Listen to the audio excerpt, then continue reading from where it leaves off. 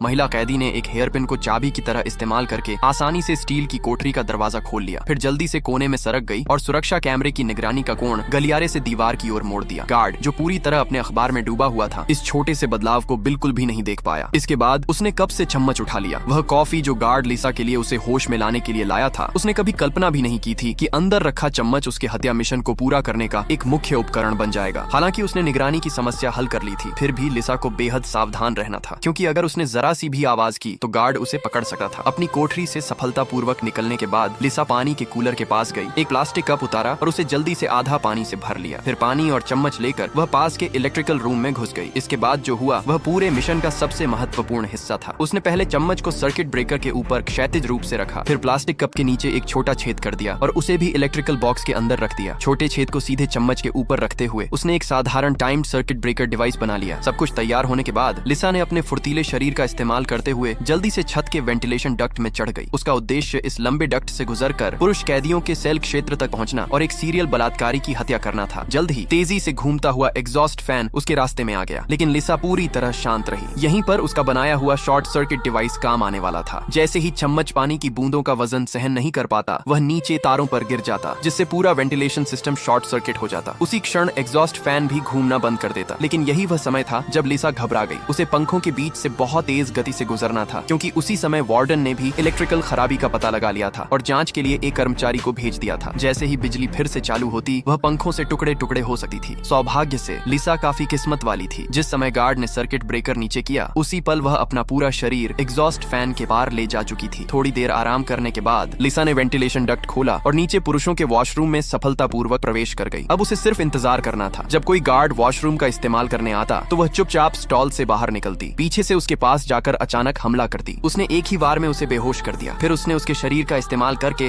Monitoring room में guard को धोखा दिया। गार्ड को लगा कि स्क्रीन पर उसका साथी है और उसने सीधे सेल का दरवाजा खोल दिया। यह बिल्कुल भी नहीं समझ पाया कि लिसा उस आदमी के पीछे छिपी हुई है। इसके बाद लिसा ने निगरानी के अंधे क्षेत्र में गार्ड की बंदूक और चाबियां ले ली। फिर उस सेल को खोला जहां बलात्कारी को अकेले रखा गया था। जब वह गहरी नींद में था, उसने उसे 2 गोलियां मारकर खत्म कर दिया। लेकिन गोलियों की आवाज ने जेल का अलार्म भी बजा दिया। गार्ड्स ने तुरंत अपने हथियार उठाए और पूरी तेजी से लिसा की ओर दौड़ पड़े।